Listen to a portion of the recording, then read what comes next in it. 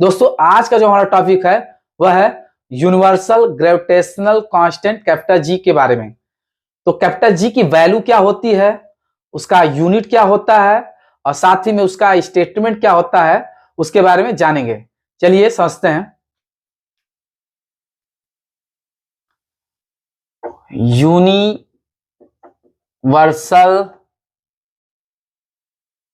Gravitational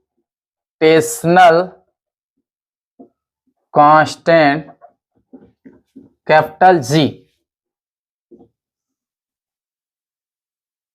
तो दोस्तों कोई बता सकता है कैपिटल जी का वैल्यू किसने डिटरमाइन किया था? सोचिए, सोच के बताइए। न्यूटन ने ना? रॉन्ग है। न्यूटन ने नहीं बल्कि हेनरी कैवेंडिश ने डिटरमाइन किया था कैपिटल जी की वैल्यू। न्यूटन ने तो केवल वो दो बॉडी के बीच लगने वाले फोर्स को डिटरमाइन किया था, ठीक है। और उसमें जो कांस्टेंट आता है यानी कैपिटल जी जो आती है उसकी वैल्यू किसने डिटरमाइन किया था? हेनरी कैवेंडिश ने। लिख देते हैं, हेनरी कैवेंडिश साइंटिस्ट थे, उन्होंने डिटरमाइन किया था, ठीक है। और न्यूटन ने क्या किया था? तो न्यूटन ने क्या लिया था? दो ऑब्जेक्ट रखा था और उनके अगर दोनों ऑब्जेक्ट का मास क्या रखा, मान लीजिए पहले का मास m1 रखा और दूसरे का मास m2 रखा, उनके बीच का सेपरेशन क्या है? r है।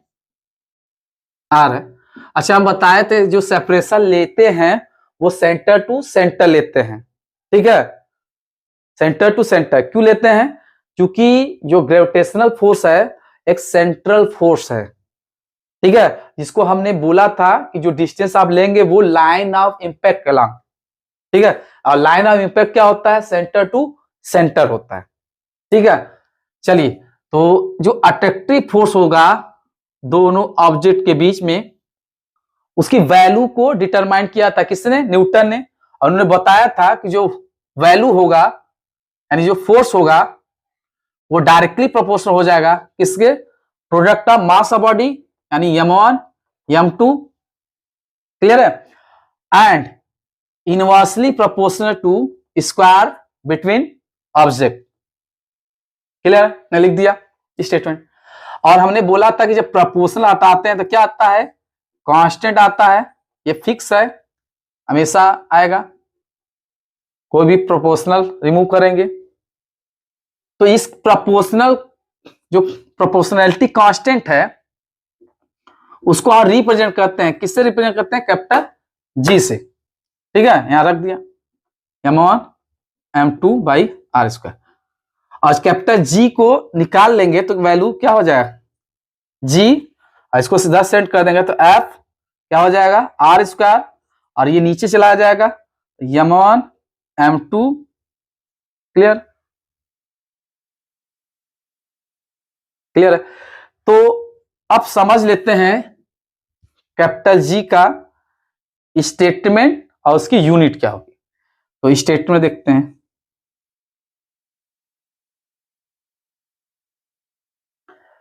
तो अगर करते क्या है, इफ दोनों बॉडी का जो मास है वो 1 kg हो जाए यानी यूनिट हो जाए m1 equal to m2 equal to equal and 1 kg, value is 1 kg, और क्या हो जाए उनके बीच का जो सेपरेशन है यानी r की जो वैल्यू हो जाए वो 1 मीटर स्क्वायर हो जाए, सॉरी 1 मीटर हो जाए, ठीक है।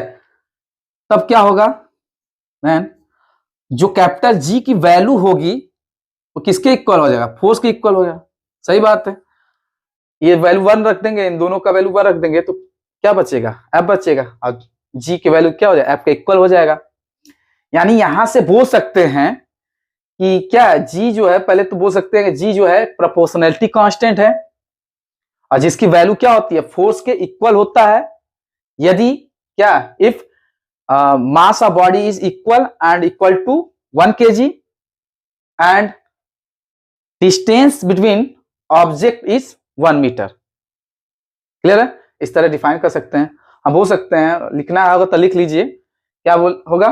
Capital G is a proportionality constant and equal to force if mass of body is equal and its value is 1 kg and distance between object is 1 meter.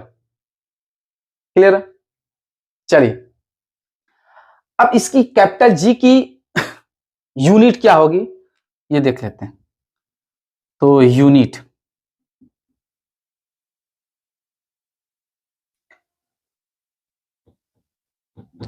तो यही से निकाल सकते हैं जी।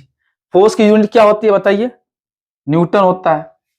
आर डिस्टेंस है, डिस्टेंस की यूनिट मीटर और उसकी पावर 2 है तो पावर 2 रख देते हैं। और दो मास है यहाँ पर m1 m2, तो मास का यूनिट क्या होता है? केजी, और केजी का स्क्वायर हो जाएगा।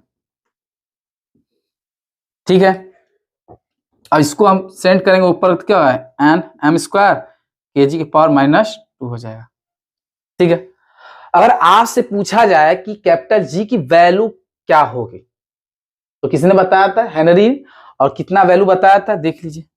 तो कैपिटल जी की वैल्यू जो होती है, अच्छा एसआई में कितना होता है? एसआई एसआई एसआई यूनिट में लिख देते हैं, वो होता है 6.67 इंटू 10⁻11 और यूनिट लिख देंगे न्यूटन मीटर स्क्वायर केजी की पावर -2। सीजीएस में बताइए क्या होगा? सोचिए, सीजीएस यूनिट के साथ साथ वैल्यू लिख रहे हैं, ध्यान रखिए।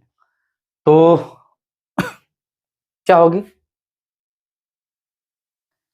इसमें पावर 3 लेस हो जाएगा, यानी 6.67 इंटू 10⁻8।